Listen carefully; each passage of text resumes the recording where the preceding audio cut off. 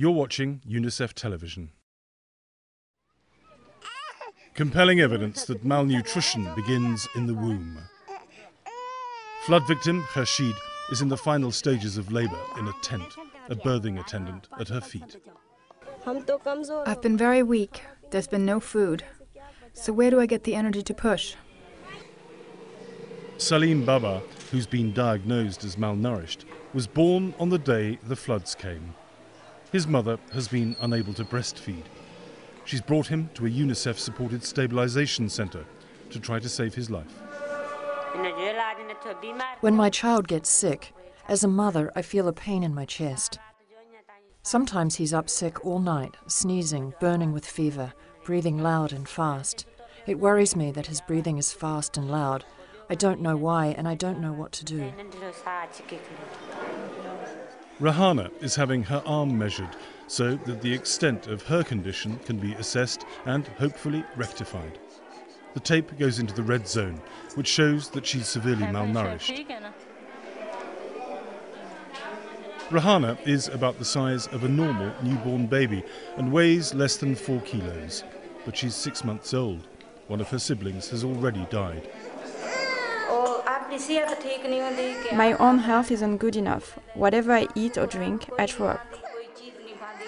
Even if I take a drink of water, I throw up. Malnutrition has always been present in Pakistan, but the true scale of the problem has only surfaced now because of the floods. A comprehensive survey in flood-affected areas suggests that 1 in 5 children is malnourished in Sindh province in the south of the country. We're seeing a humanitarian crisis of epic proportions right now. Millions of children are greatly at risk of malnutrition, babies are dying, and mothers-to-be are greatly at risk also of dying during childbirth. I haven't seen levels of malnutrition this bad since the worst of the famine in Ethiopia, Darfur, and Chad. It's shocking, shockingly bad. And it's of course an underlying problem of extreme poverty and extremely low levels of education and extremely low levels of access to service. And the flood just pushed people over the edge. And it's truly as bad as I've seen in the worst emergencies in the world. This little boy, Ayaz, has a chance of survival. He's in a special care unit and his grandmother is feeding him a high nutrition formula which should help him to gain weight.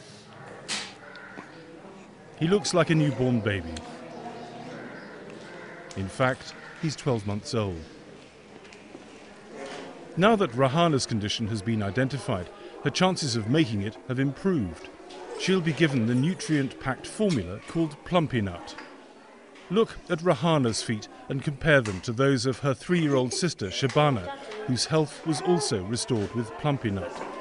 She used to be like the baby, but she was given medication and now she's fine.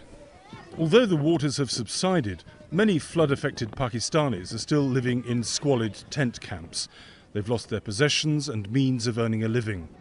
The international humanitarian community's disaster appeal only generated half of the $2 billion needed. There aren't enough supplies to go around and so many mouths to feed. Rashid gave birth to a baby girl. She looked healthy, but what chance does she have in a land of poverty and hunger? This is Malcolm Brabant reporting for UNICEF Television. For more information, go to unicef.org. Unite for Children.